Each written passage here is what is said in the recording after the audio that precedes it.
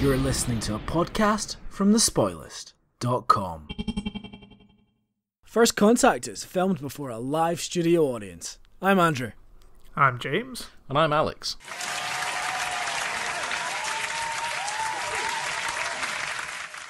This week we are watching First Contact with a teleplay by Dennis Russell Bailey, David Bishkoff, Joe Menosky and Ronald D. Moore, and a story by Mark Scott Zicree. It was directed by Cliff Bow. It first aired February 18th, 1991. James, what's First Contact all about?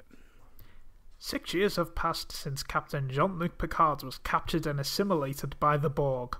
Now the Borg make a second attempt to conquer the Federation. James, let me stop you there. Firstly, it's the second episode in a row we've made this sort of joke. And secondly, it's not that First Contact. There's another? Yes, there's an episode called First Contact. You know, we probably should have thought about this when we named the podcast. It's too late now. We could change the name. We could call it P for Picard. Code of Honor.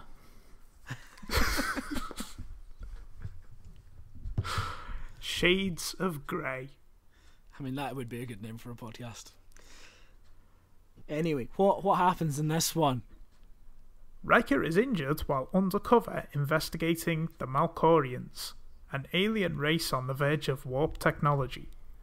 Riker tries to escape suspicious medics, while Captain Picard makes contact with their Chancellor in order to introduce the Federation.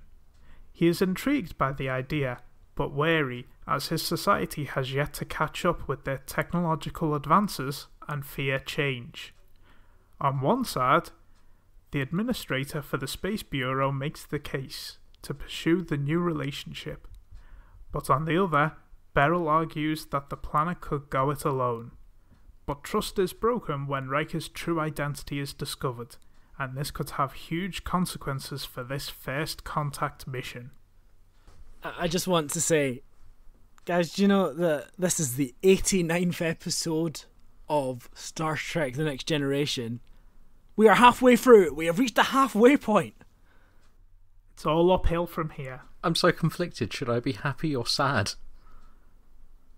Happy that we're that far in, or sad that we're only that far in? Well, you know what they all told us was it gets better about halfway through. Bastards. Well, here's to another 7.5 years. Make it 50. That sounds about right. Yeah. At our rate of decline. On the plus side, in about 15 years' time, when we reach Series 6, my son will then be old enough to just deputise for me on the podcast. That seems reasonable. So, Felix, what did you think of Parallels? It could be First Contact The Next Generation. Anyway, yeah. Alex, you'd never seen this episode before. What did you think of it? Well, an odd moment of sincerity. I think this is probably the best one we've had in a while. Yeah, I really like this. It's very good. One moment of carry on First Contact aside, but apart from that, it's pretty good. It feels really different, doesn't it? I like that the episode, for a decent chunk at the start, feels like it is being told from the point of view of the aliens, and it gives a completely different perspective on the Federation, on First Contact, and I think it's all very interesting. Unlike so many episodes, you get a sense of this world just through a few characters, but two different settings. You've got the government and you've got one hospital. It just gives you a sense of what is going on this planet and how the general populace are behaving and interacting. I think it's a very decent script and a very strong episode of Next Generation. I think we've said before that Star Trek Next Generation at its heart is a show about meetings. And the idea of a negotiation of introducing a planet into this larger world is a sort of very meeting concept, and I think we've kind of covered it before. That said, to if you had, as you say, done this the other way round, it would have been a very dry affair. Reversing it like this does really, give you a whole new spin, and I think it also gives you a better appreciation of the idea of the Prime Directive, as they've chosen to interpret it this week. Yeah, I think there's some Prime Directive bending going on in this episode, certainly, but not too much that it matters. I guess in some ways it's a bit of a sister show to Who Watches the Watchers, which is where they go down to a much earlier civilization and then get viewed as gods. But it's how do first contacts go wrong? Even watching this, when you have the meetings between Picard and the planet's chancellor, you do go, what is the Federation's goal?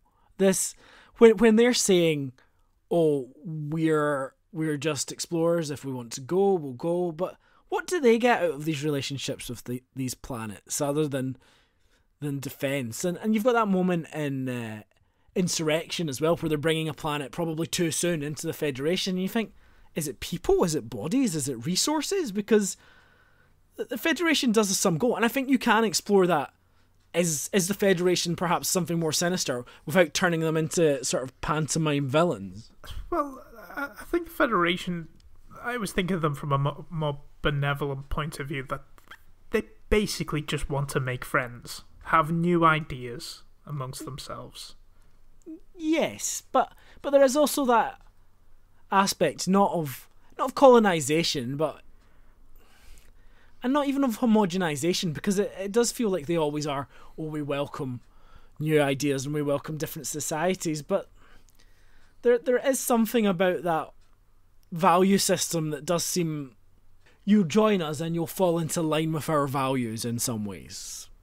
Is it intentional that this episode kind of shines a light on how the Federation views alien societies?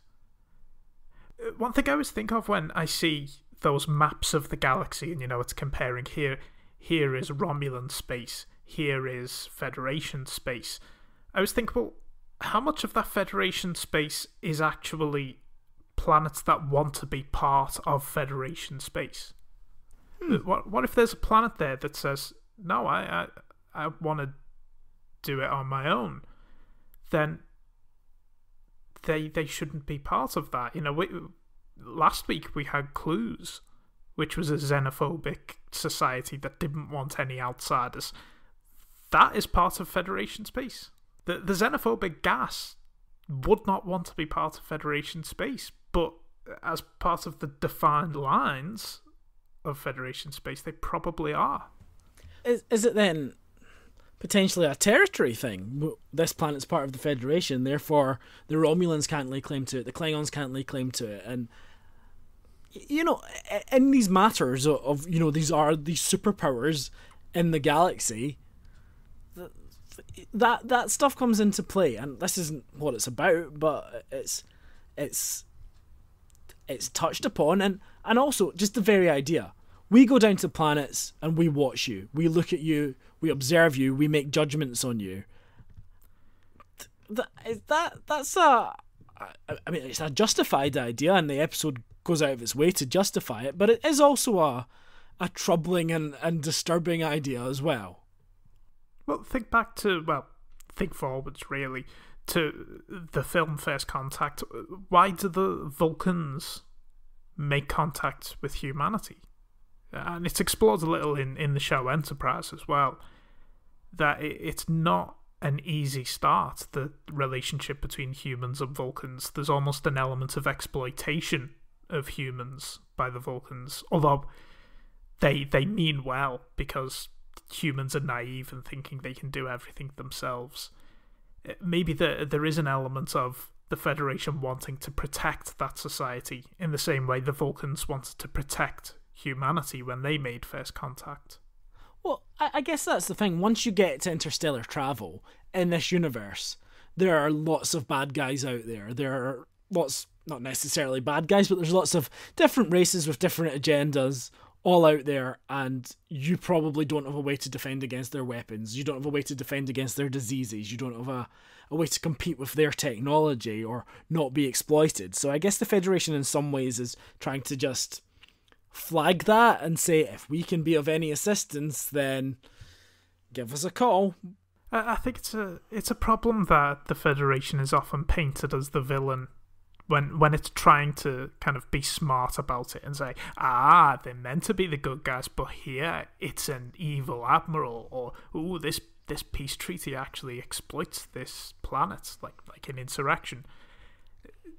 I think that is a problem when you end up in a position where here you're doubting the Federation. It is good to question all of these things, because these are the values as Star Trek fans, I guess we broadly support, and I think it's good to have them kind of challenged and explored at the very least. But I suppose let's go back to the start, as we like to do, and just sort of talk a bit about the Riker plot, because what appears to be the main plot is actually the B plot, a subplot, but a really good way into the episode as well. He's injured, he's an alien, people don't know what to make of him, and yeah, there's lots of different reactions to that, but all sort of reasonable for the most part, despite the rumour mill there. What seems less reasonable to me is that they say that his facial ridges, or however they described it, were surgical implants. That seems drastic. Does it not? Well, it's not just makeup. In the future, they can do that willy-nilly. In trouble with Tribbles, the Klingon was pretending to be a human, so he might have had surgery. Either that, or he was an augment that went wrong. And if you're going to go to the trouble with surgery for that, why then, not do his hands as well? He needed the use of his digits. Yeah, because, we've seen under the technology that suggests that you might be able to just do some sort of almost like holographic cover for Riker, which would be more sensible. But if you're working on the basis of, well, we can't have a holographic cover, because what if someone tries to examine his head ridges? Let's say he got injured.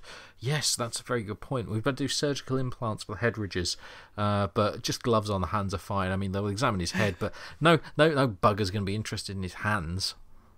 I'm just imagining Crusher just changing his 4 head ridges, and then they go to the hands and they say, oh, well, you'll have to fuse his fingers together. The technology, it's just too far from us at the moment. Unless he had very specific reasons that he wanted to maintain 4 flexible digits and a thumb, rather than having 1 palm of flesh, foldable flesh, which, given his character, I would have thought he'd have more need for. Does it seem plausible to you, given this high-tech Federation, they can monitor all the signals, they can listen to everything?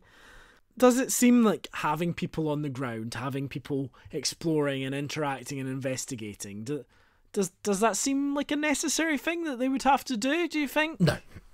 No, it doesn't. It feels reckless and dangerous. When I was watching it, I thought, well, it makes sense, because what if this society where bad people, basically, people who would have who the Federation would not want to associate with. What if this was space Nazis? You would need to know before you made first contact. But with all their technology, can they not observe that? Could they not literally look down on any individual on the planet and follow them around? Haven't we basically seen that technology in Discovery? Could you not even go on the holodeck and have the world scanned and have a real-time Google Maps basically around you, so you could find that kind of thing? But do you know what? It's Star Trek and it's about humans, and that seems like a very human thing to do, to put yourself into that situation. It's almost as if the plot requires it. But that's fine, because it results in interesting things. I suppose let's get it out of the way. Baby Newirth, comedy, cameo. I want to sleep with the alien. Now, it's a cheap gag, perhaps cheaply executed, but I think it shows the gamut of emotions. You know, in Independence Day, where the aliens arrive and you've all the people sort of going, "We love you, aliens, you're the best," or the people saying, "We've got to get rid of the aliens, they're evil." But this hospital is a little microcosm. There's the one who wants to make love to the aliens, which is this sequence. There's the one who wants to kill them, the ones who are just like, "Hey, these are people, we need to help them." So I think in that, you get a really good view of what that society, how they would react in general to the presence of an alien, to the extreme of that comedy, to the drama of someone wanting to make themselves a martyr. I think, true. I think it's just that it feels so tonally separate from anything else in the episode, that if there'd been any more of that elsewhere, it might not have been so incongruous. But the fact that it doesn't come out of nowhere, but it feels odd in comparison with everything else. Especially as it doesn't result in anything in terms of the escape. It actually leads to a fight scene and some much more serious injuries to Riker. So yeah, I guess tonally it's perhaps a little bit jarring. But that's necessary to resolve the episode. You need to have the whole point of the episode is the planet isn't ready, and that is the point where they realise it. You know, they could have been far less subtle with this. I mean, the usual thing they would do in sci-fi is make them space Nazis. They didn't go down that route. No, they made them Brexiteers. Well, yeah, and it works much better for it, particularly when you think it's, you know, the early 90s. Well, I think that was the thing that I found interesting watching this, was that it seemed oddly relevant to our time. When, as of recording this, only this week did you have the Conservative MP Mark Francois telling one of the UK's highest ranking generals, "Sort yourselves out, or Dominic Cummings is going to come and sort you out, and you won't like his way of sorting you out." And you think, what on earth is going on? And then you see this and you go, it seems kind of, in some ways it feels more relevant now than it perhaps did then. Certainly here it does. He wasn't trying to martyr himself. He was trying to use the phaser as an eye test.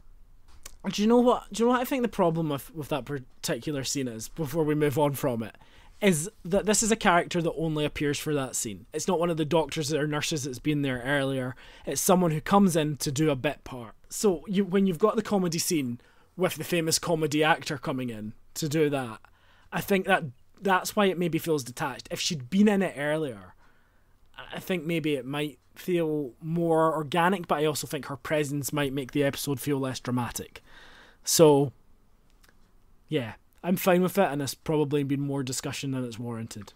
Do these aliens have, like, different types of sexual organs? And if so, did Crusher have to alter Riker's penis to look like their penis? Well, he seems to be suggesting that there'd be some compatibility issue. They seem to have suckers on their hands, so I don't know what their bodies look like. That was a plot point in Rob Grant's first solo novel. Well, I can't say I recommend that. It's an image that stuck with me as a young boy. Yeah, so I guess the other plot is the government strand, and we get to see Picard from the alien point of view. Picard, the diplomat. How do you think he comes across in this? I think in some respects more reasonable than he other times does, but maybe that's a result of the reversal of situation. Yeah, and I think we seem to have this world leader, and you can't imagine anything like that now. Someone who is liberal, who they have said has brought around social reform, who has brought around technological advancement, and almost an idealised sort of planetary leader, if you will, and him having the diplomatic relationship there. I think it's a good counterpoint, because Picard is almost talking in cliches. I don't think Picard would make that mistake of not giving the full disclosure, even if someone on the planet had said, Yeah. "Don't mention this. This is a problem," because it just seems to me that Picard is an honesty is the best policy, all your cards on the table kind of diplomat to me. It's not really a fair reflection of Picard's diplomatic abilities, because from the get-go he's fixing a difficult situation. Yeah. He wouldn't beam down suddenly to a scientist. It's the implication here that the first contact has been accelerated. Normally they'd obviously wait for the first warp flight, as far as we understand it. But is it the Riker situation? They're so desperate to get Riker because his presence there could ultimately result in the revelation that there's aliens anyway. So also, they seem to be implying to the people on the planet that Riker is the person that's been there for 2 years, but surely not. Surely there's been some sort of shift and Riker's taken over recently. There's some they have a line of dialogue where they basically say he was there coordinating the final stages of the first contact process. Okay, fine. I just like the idea that every time it has to be the first warp flight. So, you know, on the Enterprise they have a big party waiting, a big banner that says "Welcome to the Federation," and then the first warp flight, the ship explodes. They'll just take off the party hats, just fly away.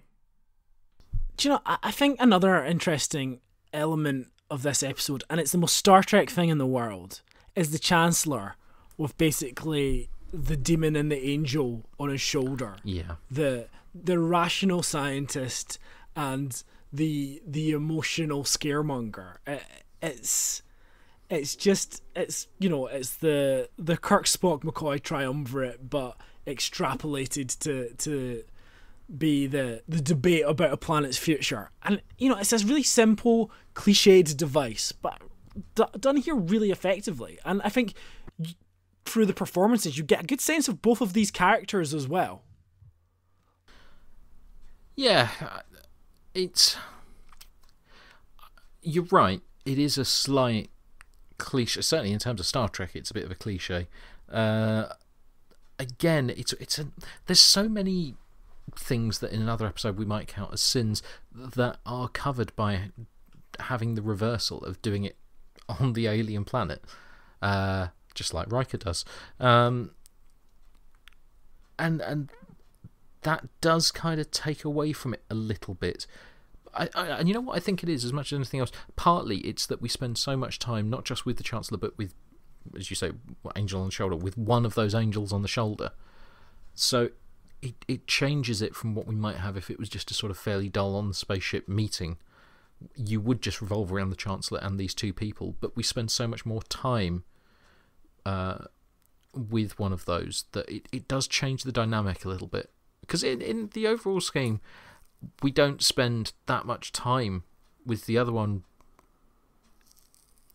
really. Well, you spend enough that the martyrdom hasn't, or attempted martyrdom has an effect, but in the grand scheme of things, it's not a huge amount of the runtime. No, I think they're both given depth in different ways. She's obviously taken up to the ship first, and she is... Which is an interesting dynamic, that it's not the Chancellor first, that it's her first, because in other episodes you would expect it to be the other way around. I guess it's that whole science leads thing, isn't it? It's... But don't they cover that in dialogue? Don't they go to her first as part of the fact that they have to speed up? Yeah, absolutely. Proceedings. It's there, and it's a good reason, but it's also, she's our way in, because the Chancellor himself, although you get those scenes, and I think it's well played as well, he's a bit of a neutral character. He's not much of a character, so you get to play it through his advisors. And I think that what she is very much, you know, excited to be in space, and again, these feel like they should be cliches, but I think they're just nicely played. And the other one, Baral, he is, I mean, he's a sort of, he could be a cliched baddie, but he doesn't.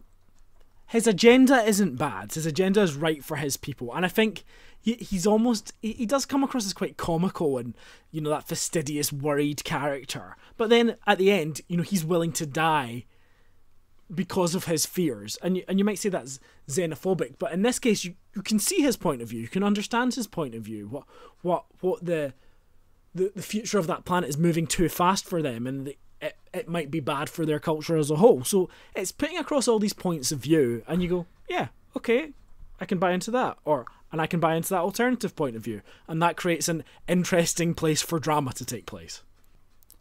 I think just because of the way society is now, that I watch it and I don't have sympathies with him. You know, I don't care if he wants to be a martyr for the cause. That doesn't, for me personally, that doesn't make me have any more sympathy with him. You know, I think of the Enterprise two-parter Terra Prime, where it's basically doing the same thing as this, except with Earth.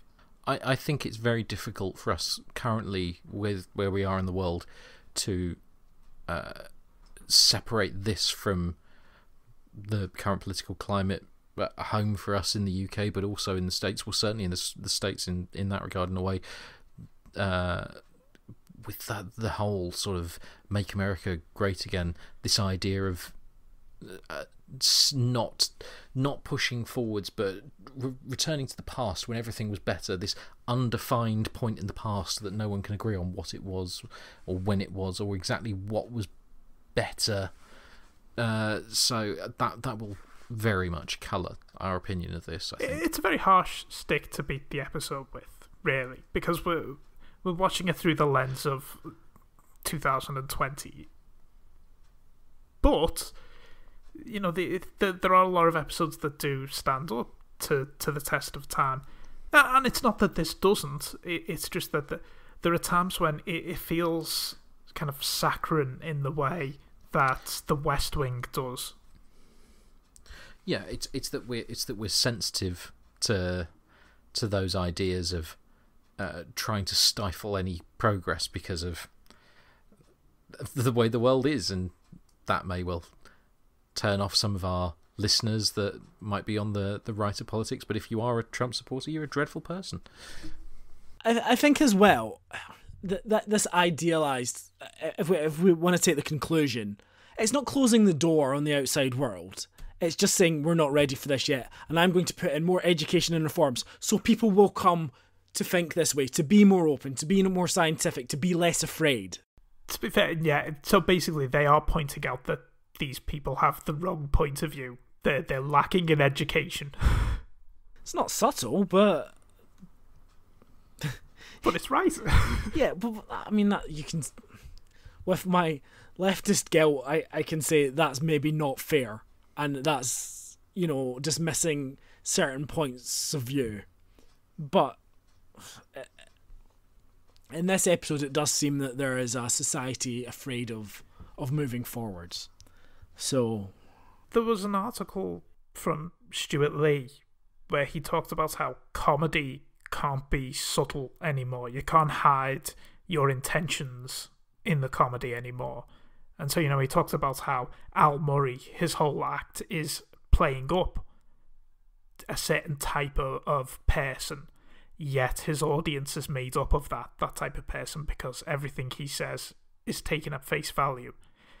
And if I compare this episode to a later Enterprise episode, which handles xenophobia, they remove the shades of grey in Enterprise. They make it a black and white issue, much like the original series episode where you had the aliens with the black and white faces. I feel like in the 80s and 90s they felt that they could be a lot more subtle with their ideas. It was an era where you could do that more. But I think as well, right now, where we are, the stuff that our leading political parties are saying, the one in power, is stuff that 10 years ago would have been stuff you would have only have seen on a BNP party poster. And oh, yeah, so absolutely. We've shifted so far that I'm hand-wringing about xenophobic people maybe having a point of view, because we're nowhere right now. We're completely, everything is completely wrong. And, you know, isn't it great that this just shows that pop culture has has resonance. A good episode, a good little morality play can still be so relevant 30 years later. Yeah. And let's not forget that it's absolutely the conversation that is attempting to be sparked from this. So that, as you say, that it's still relevant now, in many respects more so, because no one would have quite envisaged the mess the world is currently in. Certainly speaks volumes for the quality of the episode. Well, that sounds like a pretty good place to leave it if everyone's happy, and we'll go off to Quickfire. Quickfire. You may be wondering if we ever hear of the Malkorians again. Oh, do you know I wasn't? Well, it's, you want to know. Do we ever find out if they join the Federation, or, we never find out any of that.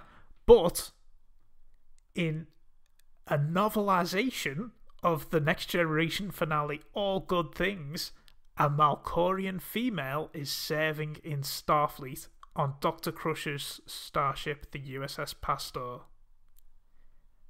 Well, there you go. A makeup design that they had on file. Oh, no, that's not the episode. That's the novelisation of the episode. Okay. Michael Pillar, he said, what held the episode back was not the idea itself. Our rules told us we never have open shows, and we wrote the first 2 drafts from our point of view and realised it wasn't working. The thing that was holding us back was a rule, and I'm very much a supporter of the rules of Gene's universe, but I also love to break them if they're in the interest of the show. I went to Rick and said, even though I know he doesn't like to break format, this would be a special show if he would let me write it from the alien point of view. He did, as long as let everyone know that we weren't ever going to break this rule again. No other show in the history of Star Trek has taken the alien perspective of our characters, and I think it makes it very special and unique. I would agree. When offering a glass of wine to Chancellor Durkin, Picard says that the wine was given to him by his brother Robert. He is referring to the events of family, and in that episode, Robert asks him not to drink it alone, and Picard grants his brother's wish here. Isn't that nice? After not really having anything to say last week from it, we've turned to the never knowingly interesting Nitpicker's Guide, to see if there's anything of interest. I think in some respects that Phil Farron is probably having the same problem as us with this episode, that when something's genuinely good, it's kind of hard to find things to say. He mostly seems preoccupied that the receptionist ushering in Picard to the Chancellor doesn't seem particularly startled that Picard is there, despite the fact that obviously they've been in reception for a while. So he says that the receptionist's voice is amazingly dull concerning the striking physical differences. Evidently, he was doing his nails and didn't bother to look up. They don't have fingers, Phil. You need to write a Nitpicker's Guide to the Nitpicker's Guide. So you might have noticed that there was a lot of writers on this episode at the start. So there was various ideas, one which would have been a season finale, another called Graduation, which would have been Wesley's final episode, in which he was to remain on the planet following cultural contact mission. Interesting. And the guy who provided the story to this episode went on to write Far Beyond the Stars, one of the best episodes of Star Trek ever made. Captain Picard, if you don't intervene, your young ensign will die from the drugs they're going to give him. I'm prepared for that possibility. You just stay here. We have to be going now. Are you not going to help? No, we're going to leave. Never call. You know, we might not be back in your lifetime. Which is great, all things considered. So that's it for First Contact. We're done. Well, if we do come back next time, we'll be talking about Galaxy's Child, a delicious chocolate bar. Goodbye. Goodbye. Goodbye.